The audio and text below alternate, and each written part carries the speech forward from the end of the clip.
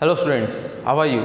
पिछले कुछ दिनों से हम फ्रिक्शन को डिस्कस कर रहे हैं और लास्ट क्लास में हमने लॉज ऑफ फ्रिक्शन को देखा था। ठीक है, आगे बढ़ने से पहले मैं एक बार पुराना सारा रिवाइज करवाना चाहता हूँ। चलिए एक बार स्टार्ट करते हैं। ठीक है, देखो फ्रिक्शन एक फोर्स है जो अपोज करता है रिलेटिव मोशन को, है ना। ये आपको मैं बता चुका हूँ। मान लो एक ब्लॉक है और ये ग्राउंड पर रखा हुआ है, ठीक है, और आपने इसके ऊपर आगे की तरफ एक फोर्स लगाया F। अब ग्राउंड क्या चाहेगा कि ये ब्लॉक चले ना, इनके ग्राउंड और इस ब्लॉक के बीच में रिलेटिव मोशन ना हो। ठीक है, तो ग्राउंड इसके ऊपर एक पीछे की तरफ फोर्स लगाएगा, उसी को आप क्या बोलते हो, फ्रिक्शन फोर्स। देखो ब्लॉक क्या चाहेगा, ग्राउंड भी मेरे साथ चल पड़े ताकि हमारे बीच में कोई भी रिलेटिव मोशन ना हो। तो मतलब ब्लॉक ग्राउंड पर आगे की तरफ क्या लगाएगा, फ्रिक्शन फोर्स लगाएगा। लेकिन जब हम बॉडी का फ्री बॉडी डायग्राम बनाएंगे तो इस ब्लॉक का, तो आपको बॉडी के ऊपर लगने वाले फोर्सेस को दिखाना होता है, तो आप ये फोर्स नहीं दिखाएंगे, ये तो एक्चुअली में ग्राउंड पर लग रहा है, आके ना। तो अगर मैं बॉडी का फ्री बॉडी डायग्राम बनाऊँ तो आप बोलोगे आगे की तरफ जो फोर्स आपने लगाया, पीछे की तरफ फ्रिक्शन फोर्स जो कि अर्थ सरफेस ने लगाया इस केस में, नीचे की तरफ mg और ऊपर की तरफ एक नॉर्मल रिएक्शन r। क्लियर है बात आपको। अब ध्यान से सुनना मेरी बात। देखो मान लो आपने 1 न्यूटन फोर्स लगाया और आपने देखा कि बॉडी चल नहीं रही है, मतलब फ्रिक्शन भी कितना होगा उस केस में, 1 न्यूटन होगा। अरे भाई कोई बॉडी तभी नहीं चलेगी जब उसके ऊपर इक्वल एंड अपोजिट फोर्स लगे। क्लियर है बात आपको। अब मान लो इस फोर्स को बढ़ाकर आपने 1 से 2 कर दिया, ठीक है कि नहीं बात आपको। तो 2 करोगे और आप देखोगे कि बॉडी नहीं चली, तो इसका मतलब फ्रिक्शन भी अपने आप को एडजस्ट करके कितनी वैल्यू पर, 2 न्यूटन पर। क्लियर है बात, ठीक है। अब इसको 3 किया, अभी भी ब्लॉक नहीं चला, तो फ्रिक्शन भी अपने आप को कितने में कर गया है, 3 पर एडजस्ट कर गया है। ठीक है, तो अभी अगर आप देखो तो आप स्टैटिक फ्रिक्शन के अंदर खेल रहे हो। तो अगला क्वेश्चन आपका ये होना चाहिए, सर ऐसा कब तक होगा। क्लियर है, कोई तो लिमिट हमें पता चले कि भाई यहाँ तक फ्रिक्शन नहीं सरकने देगा इस पर्टिकुलर ब्लॉक को। तो हाँ, एक फ्रिक्शन है, एक लिमिट है, that will be equal to F maximum, that will be equal to mu into R। ठीक है, R मतलब नॉर्मल रिएक्शन, ये mu that is coefficient of friction आपको दिया मिलेगा क्वेश्चन में। क्लियर है बात आपको। तो आप निकाल लेना, इस केस में R किसके बराबर है, mg के बराबर है, तो आप मैक्सिमम फ्रिक्शन फोर्स निकाल लेना। मान लो ये आया आपका 10 न्यूटन, मान लो एक बार, ठीक है, कुछ जो डाटा दिया होगा उसको गुना करके ये 10 न्यूटन आया। तो कल को वो ये पूछे कि मैं फोर्स 7 लगा रहा हूँ, तो बताइए फ्रिक्शन फोर्स कितना होगा। तो फ्रिक्शन फोर्स भी 7 होगा भाई। क्यों, उस केस में स्टैटिक फ्रिक्शन एक्शन में होगा भाई। 10 इसकी मैक्सिमम वैल्यू है, ये 10 तक इसको सरकने नहीं देगा। आप अगर 1 लगाओगे ये भी 1 हो जाएगा, 5 लगाओगे ये भी 5 हो जाएगा, 7 लगाओगे ये भी 7 हो जाएगा, और 10 लगाओगे तो ये भी क्या हो जाएगा, 10 हो जाएगा। तो उस केस तक तो 10 तक तो ये इसको सरकने नहीं देगा। जैसे ही आप 10.1 या फिर 10 से बढ़ोगे आगे, ठीक है, 10.1 मतलब 10 से जैसे ही थोड़ा सा भी ऊपर लगाओगे तो ब्लॉक अब चलने लग जाएगा और फ्रिक्शन अपने हाथ को खड़े कर देगा। ठीक है कि नहीं बात आपको। तो अगर आपको 7 न्यूटन बोले तो आप 7 न्यूटन फ्रिक्शन आंसर दे देना। मेरा कहने का मतलब ये है, आप पहले तो मैक्सिमम फ्रिक्शन की लिमिट देख लो। अगर उसके नीचे फोर्स है तो उतना ही फ्रिक्शन होगा क्योंकि आप स्टैटिक रेंज में हो। अगर मान लो ये 10 न्यूटन दे तो आप कहोगे अभी भी रेस्ट में होगा और फ्रिक्शन कितना हो जाएगा, 10 न्यूटन। अभी तक आपका बॉडी नहीं चली है और फ्रिक्शन अपनी मैक्सिमम वैल्यू को अटेंड कर चुका है। क्लियर है बात आपको। अब ये बोले 11, ठीक है कि नहीं बात आपको। जैसे ये बोले 11 न्यूटन, तो आप बोलोगे कि आप फ्रिक्शन 10 से कुछ कम हो जाएगा और बॉडी चलने लग जाएगी। अब ये 10 से कम कैसे पता चले, देखो यहाँ पर तो म्यू एस का यूज़ करोगे और उस केस में फ्रिक्शन के लिए आप क्या करोगे, म्यू के का यूज़। क्लियर है, that will be the kinetic friction, yes और नो। मतलब इन दोनों की गुना करने पर उसकी वैल्यू आएगी। लेट ये एक्चुअली में म्यू के और म्यू एस मान लो ऐसे दिया पाएगा बेटा, म्यू एस दिया पाया आपको 0.3 और म्यू के आपको दिया पाया 0.25, तो थोड़ा सा अंतर आएगा, ठीक है, और ये वैल्यू घटकर मान लो 9.5 आ गई। क्लियर है बात। अब आप यहाँ 11 लगाओ, 12 लगाओ, 50 लगाओ, 100 लगाओ, कुछ भी लगाओ, मुझे मतलब नहीं है। अब फ्रिक्शन कितना लगेगा, पीछे हमेशा 9.5 और बॉडी मूव करने लग जाएगी। तो आपको करना क्या है, आपको सबसे पहले चेक करना है कि मैक्सिमम फ्रिक्शन कितना है और उसके बाद क्वेश्चन को स्टार्ट कर पाएंगे आप। क्लियर है बात आपको। अगर आपको लिमिट पता लग जाएगी, अगर उससे कम फोर्स है तो आप स्टैटिक रेंज में हो। अगर मैक्सिमम फोर्स के, that is maximum friction force के बराबर यहाँ फोर्स लग रहा है तो अभी भी रेस्ट में हो। लेकिन ये कंडीशन ऐसी है कि इससे थोड़ा सा अधिक होते ही आपकी बॉडी चल पड़ेगी। जो ये F मैक्सिमम है ना, ये बड़ा ही शानदार एक जुगाड़ है। इसके इस तरफ मोशन है और इसके इस तरफ मोशन नहीं है। क्लियर है बात आपको। तो तभी कभी भी अगर आपसे क्वेश्चन पूछा जाए कि मिनिमम फोर्स बताओ जिसके ऊपर बॉडी चल पड़े, तो आप मैक्सिमम फ्रिक्शन फोर्स निकाल लेना, ठीक है। तो आप बोलोगे कि देखो इससे अगर थोड़ा सा भी अधिक होगा तो आपका आंसर ऐसे हो जाएगा, if force is greater than F maximum, ठीक है, एफ मैक्सिमम मतलब फ्रिक्शन मैक्सिमम, तो बॉडी चल पड़ेगी। क्लियर है बात आपको, होपफुली आपको कॉन्सेप्ट क्लियर हुआ होगा। अब उसके बाद मैंने आपको ये बताया, अच्छा एक बच्चों का डाउट आ रहा था कि सर कि जो आपने ग्राफ बताया कि स्टैटिक में तो फ्रिक्शन बढ़ेगा हमारे साथ, फिर एक मैक्सिमम वैल्यू लेगा और फिर थोड़ा सा कम हो जाएगा और कांस्टेंट हो जाएगा। बच्चे मेरे से पूछ रहे हैं कि थोड़ा सा कम क्यों हो रहा है। देखो बेटा कि स्टैटिक की कंडीशन में आपको पता है कि इंटरमोलिकुलर अट्रैक्शन है, मैंने कल आपको बताया होगा, देख लेना उसमें मॉडर्न व्यू में, ठीक है, कि इनके बीच में अट्रैक्शन है, हाँ के ना, जब ये बॉडी रुकी हुई है। क्लियर है कि नहीं बात आपको, मॉलिक्यूल्स के बीच में अट्रैक्शन है। जब बॉडी चल पड़ेगी तो अट्रैक्शन हल्का सा कम हो जाता है, क्लियर है बात आपको, और उसकी वजह से ही फोर्स डिक्रीज हो जाता है। क्लियर है बात आपको, तो ये बात समझ आ रही है आपको? हाँ जी बोलो, ओके। इसके बाद मैंने आपको क्या बताया कि जो मैक्सिमम फ्रिक्शन फोर्स का निकालने का फॉर्मूला क्या है, म्यू इंटू आर है ना। और एक बात याद रखेंगे, आर हमेशा mg के बराबर नहीं होता है, कल मैं बता चुका हूँ। अगर आप प्लेन ऐसा लेते हैं तो आर इस केस में किसके बराबर हो जाता है, mg कोस थीटा के बराबर हो जाता है। mg तो नीचे लगेगा है ना, और आर ऐसे लगेगा। होपफुली थोड़ा सा समझ आ रहा होगा आपको, ठीक है। नंबर 2 बात, फ्रिक्शन फोर्स एरिया के ऊपर डिपेंड नहीं करता है ना, कितना एरिया कांटेक्ट में है उसके ऊपर डिपेंड नहीं करता, क्योंकि एक्चुअल में वो ये वाला आप देख तो ये एरिया रहे हो कि लगता है कि ये एरिया कांटेक्ट में है, लेकिन एक्चुअल में एरिया कांटेक्ट में बहुत कम है। क्लियर है बात आपको? नंबर 3 बात, आपको पता है कि फ्रिक्शन हमेशा रिलेटिव मोशन का क्या करेगा, अपोज करेगा, ठीक है।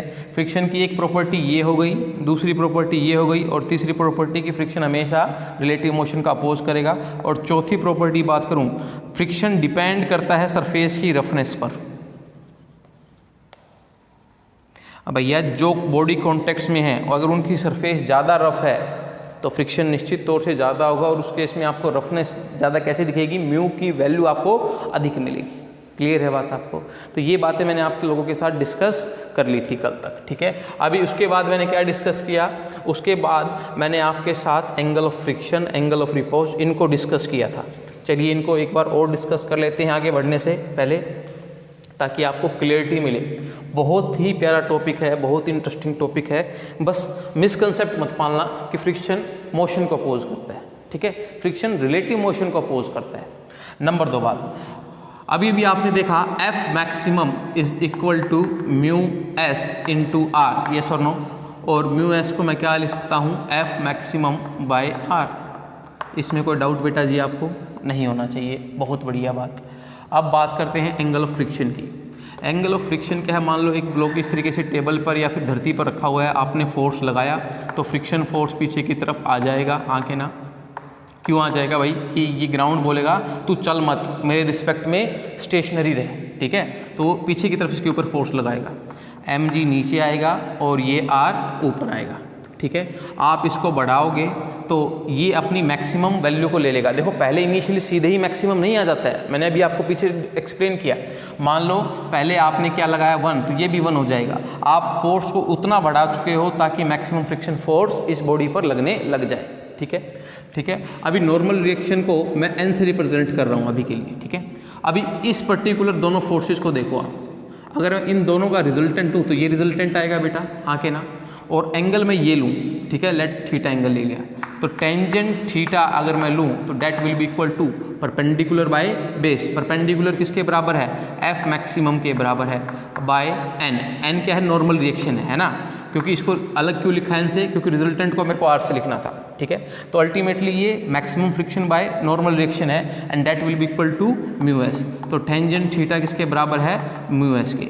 एंगल ऑफ फ्रिक्शन है क्या, it is the angle between the normal reaction and the resultant of normal reaction and friction. भैया ये रिजल्टेंट और नॉर्मल रिएक्शन के बीच में एंगल है, किसका रिजल्टेंट है ये? फ्रिक्शन का और नॉर्मल रिएक्शन का, मैक्सिमम फ्रिक्शन और नॉर्मल रिएक्शन का, क्लियर है बात। और उसका टेंजेंट थीटा मैं अगर लूँ तो वो मेरे को क्या देता है? म्यू एस के बराबर आ जाता है, ठीक है कि नहीं बात आपको? मतलब कभी भी अगर आपको एंगल ऑफ फ्रिक्शन दिया जाए तो आपको म्यू एस नहीं मिले तो आप एंगल ऑफ फ्रिक्शन का टेंजेंट ले लें, टेंजेंट थीटा ले लें, आपको क्या मिल जाएगा? स्टैटिक कोएफिशिएंट ऑफ फ्रिक्शन मिल जाएगा। चलिए वेरी गुड। अब इस केस को देखिए, मान लो एक मेरे पास प्लेन है और इसके ऊपर ब्लॉक रखा हुआ है, तो आपको पता है कि वेट नीचे लगेगा और नॉर्मल रिएक्शन आर ऊपर की तरफ लगेगी, ठीक है। ये एंगल थीटा है तो ये कंपोनेंट कितना हो जाएगा? एम जी कोस थीटा, और ये कंपोनेंट कितना हो जाएगा? एम जी साइन थीटा। ये आपको पता रखा है मैंने वेक्टर में, तो आपको पता है कि एम जी साइन थीटा इस ब्लॉक को नीचे लेके आना चाहेगा, लेकिन फ्रिक्शन इस ब्लॉक का क्या करेगा? मोशन का, रिलेटिव मोशन का अपोज करेगा। क्लियर है बात आपको? देखो ये हमें कैसे पता चले कि फ्रिक्शन मैक्सिमम लगा कि नहीं लगा? हम निकाल सकते हैं maximum friction that will be equal to mu into R, और mu into R that will be equal to mu m ji cos theta. ये मैक्सिमम फ्रिक्शन होगा बेटा, है ना। हो सकता है कि अभी एम जी साइन थीटा मैक्सिमम फ्रिक्शन से क्या हो? कम हो, तो फ्रिक्शन इस केस में कौन सा आया होगा? स्टैटिक आया होगा। मेरी बात समझ रहे हो? मान लो ये वैल्यू मैं निकालूं और लेट ये 10 आए, ठीक है, और एम जी साइन थीटा की वैल्यू 7 आ रही है, तो ये भैया 7 ले लेगा, 10 नहीं लेगा, ये अभी स्टैटिक फ्रिक्शन में खेलेगा ये। क्लियर है बात? और बॉडी को मूव करने नहीं देगा।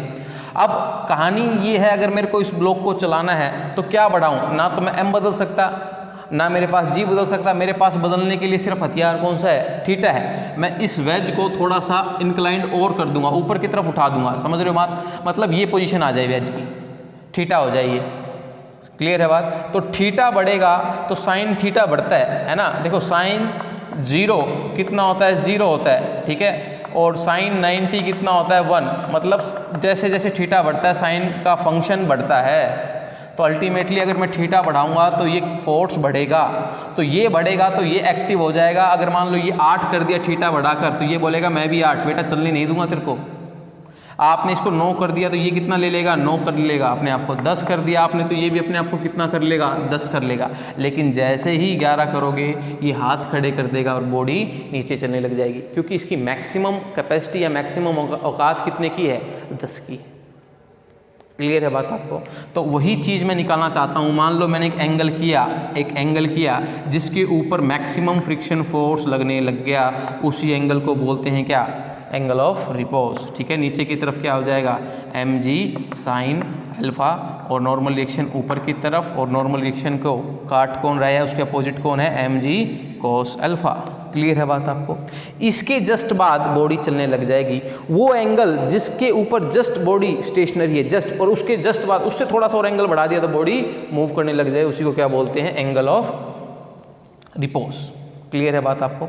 ध्यान से देखो, एक्चुअली में मैं यहाँ पर भी मैक्सिमम फोर्स की कंडीशन लेके आया था, मैक्सिमम फ्रिक्शन फोर्स की, और यहाँ पर भी मैक्सिमम फ्रिक्शन फोर्स की कंडीशन लेके आ चुका हूँ मैं, ठीक है। तो अगर मैं लिखूँ कि F maximum is equal to M ji sine alpha, और इसी तरीके से मैं लिख सकता हूँ R will be equal to M ji cos alpha. इस पर्टिकुलर पॉइंट तक बॉडी नहीं चलेगी, इसीलिए मैंने left hand side is equal to right hand side लिख दिया है, ठीक है। तो दोनों को डिवाइड करते हैं तो F maximum by R, F maximum by R is equal to sine by cos that will be equal to tangent alpha. Clear है? और ये तो आपको पता है क्या होता है? म्यू एस होता है। तो म्यू एस किसके बराबर आ गया बेटा? टेंजेंट अल्फा के। तीनों चीज़ों को गौर करो, म्यू एस को किसके बराबर लिखा जा सकता है? टेंजेंट थीटा के भी बराबर लिखा जा सकता है, टेंजेंट अल्फा के भी बराबर लिखा जा सकता है, और एफ मैक्स बाय आर के भी बराबर लिखा जा सकता है, ठीक है। तो अगर मैं यहाँ से देखूँ इस पर्टिकुलर पेयर से, तो साफ साफ पता लग रहा है कि थीटा और अल्फा बराबर है। क्लियर है? यहाँ तक मैंने आपके साथ डिस्कस कर लिया था लास्ट क्लास तक। क्लियर है बात? अभी भी अगर आपको कोई प्रॉब्लम है तो बताइए, ठीक है। आज मैं डिस्कस करूँगा कुछ और इम्पोर्टेंट एस्पेक्ट फ्रिक्शन के रिगार्डिंग, चलिए उनको देखेंगे, ठीक है।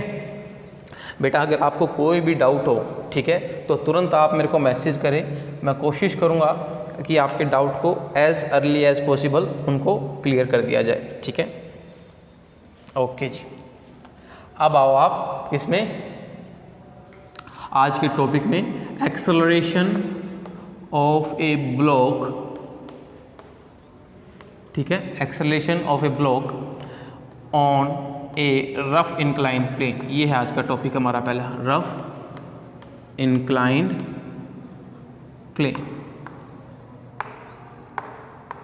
ठीक है।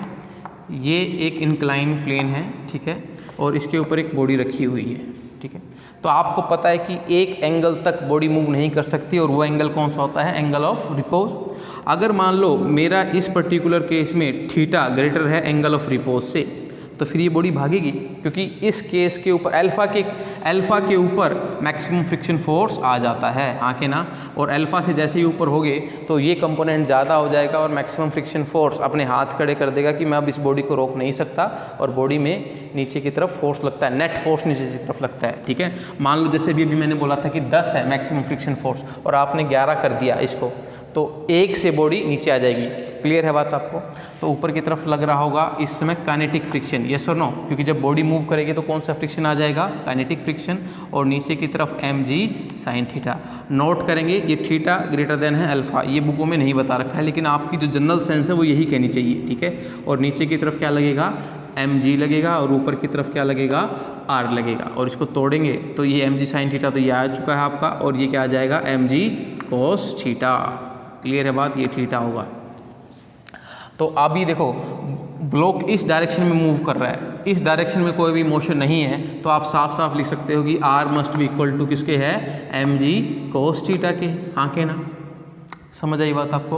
और उस डायरेक्शन में आपका बॉडी इस तरफ जा रही है नेट, तो आपने न्यूटन्स का सेकंड लॉ पता है, net force is equal to mass into acceleration. Net force क्या होगा, देखो इधर मान लो 11 है और ऊपर क्या है 9.5 है, तो नेट फोर्स डेड इधर होगा, ठीक है कि नहीं बात आपको। और वो कैसे निकालोगे आप, mg sin theta minus F k करके। क्लियर है बात आपको।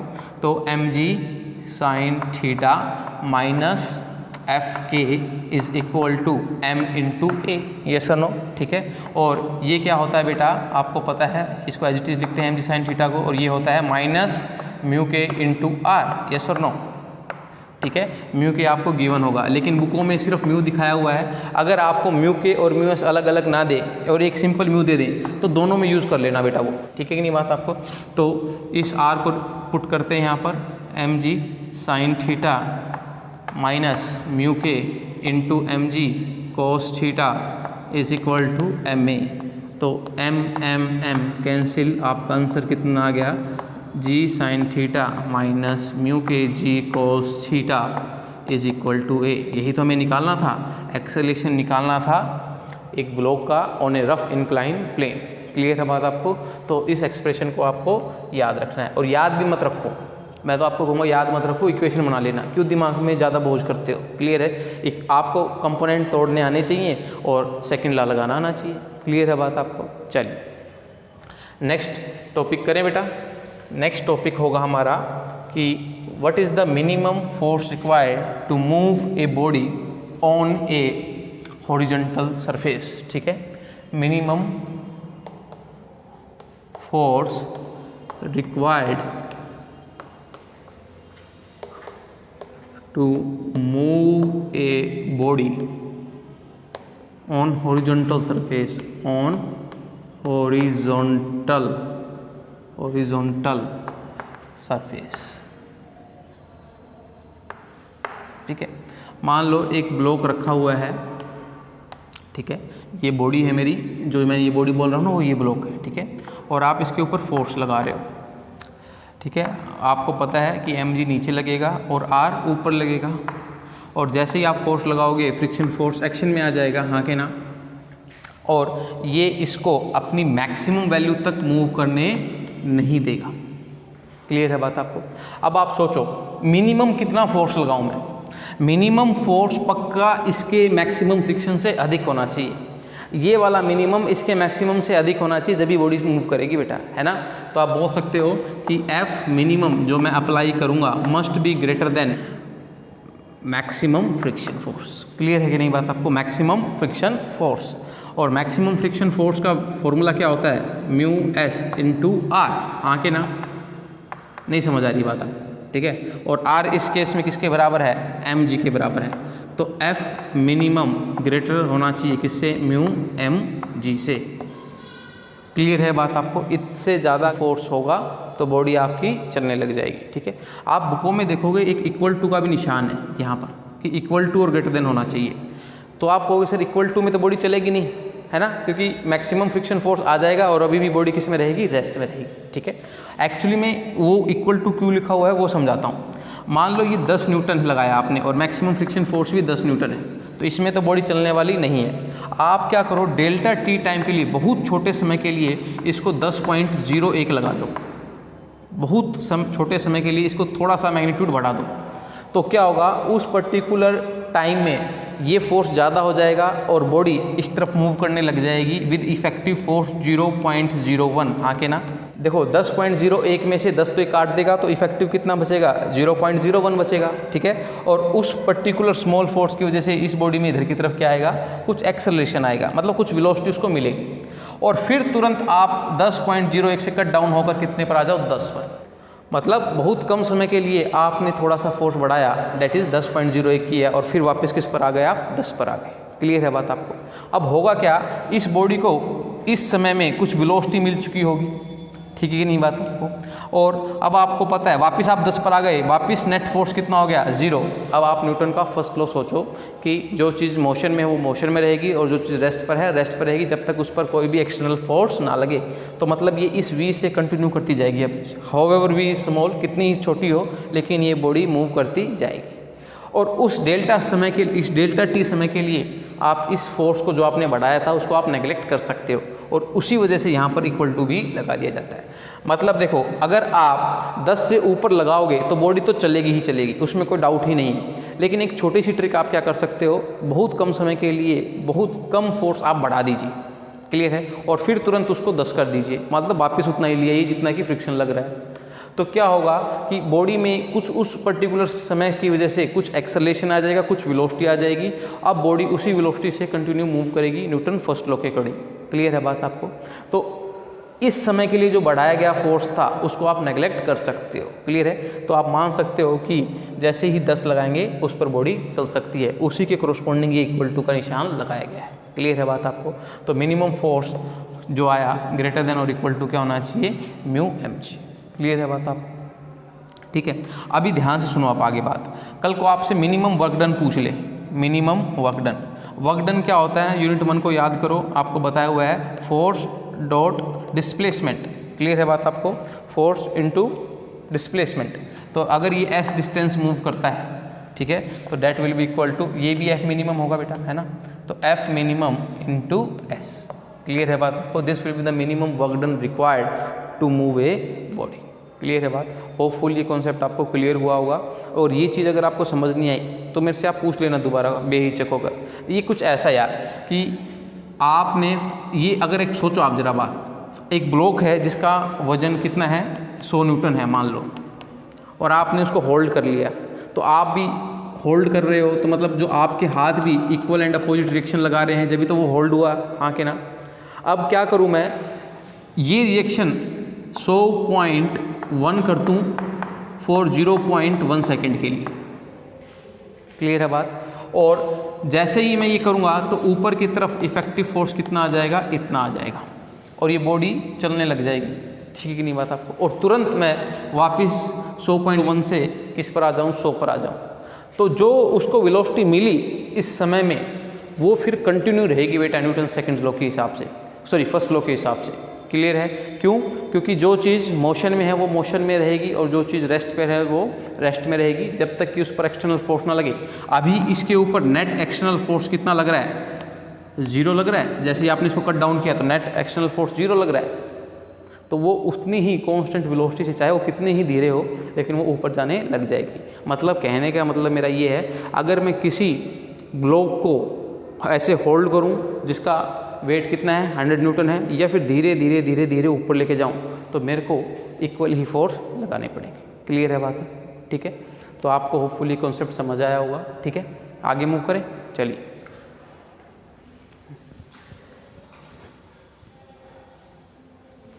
अब इसी तरीके से आपको मिनिमम फोर्स और मिनिमम वर्क डन निकालने हैं इनक्लाइन प्लेन पर। क्लियर है बात आपको, इनक्लाइन प्लेन पर निकालने हैं।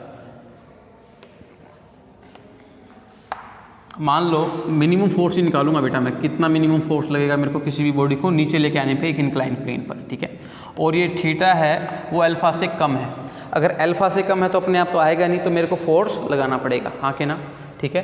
तो mg नीचे, नॉर्मल रिएक्शन r ऊपर, mg को तोड़ेंगे तो ये क्या आ जाएगा mg cos थीटा, और ये क्या आ जाएगा mg sin थीटा, और फ्रिक्शन फोर्स पीछे की तरफ। क्लियर है कि नहीं बात आपको?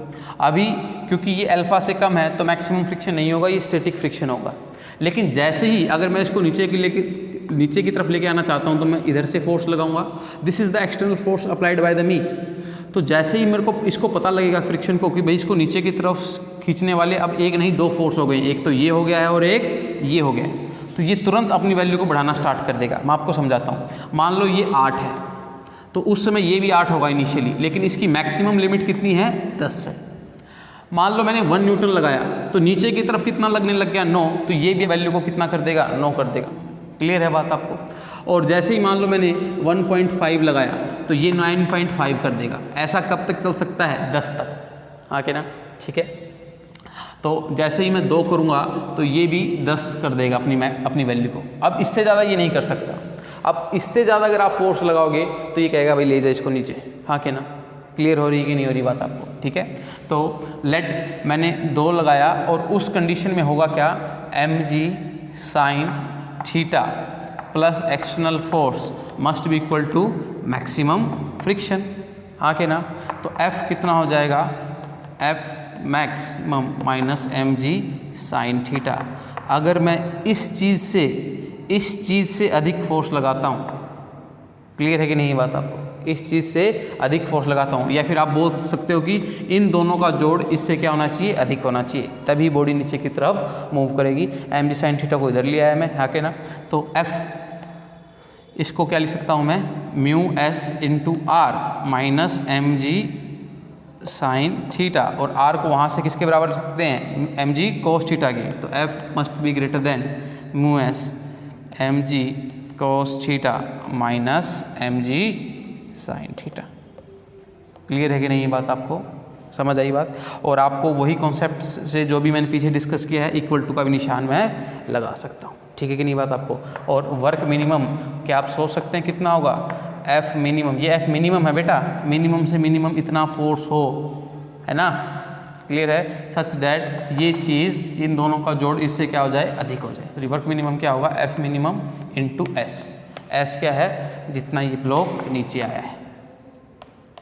क्लियर है बात आपको? एक कॉन्सेप्ट आपको घर के लिए सोचने के लिए दे रहा हूँ मैं, ये अच्छा कॉन्सेप्ट है। मान लो एक ब्लॉक को मेरे को ऊपर लेके जाना है, उस केस में तो नीचे लेके आ रहा था मैं, हाँ कि ना। क्लियर है बात आपको? अब मेरे को ब्लॉक को ऊपर लेके जाना है तो मिनिमम फोर्स कितना रिक्वायर्ड होगा ये आपके ऊपर छोड़ रहा हूँ मैं, और वर्क मिनिमम, इन दोनों को निकालो और बताओ। क्लियर है कि नहीं बात? ठीक है, तो होपफुली आपको आज का टॉपिक समझ आया होगा। मिलते हैं नेक्स्ट क्लास में, तब तक के लिए thank you and good bye.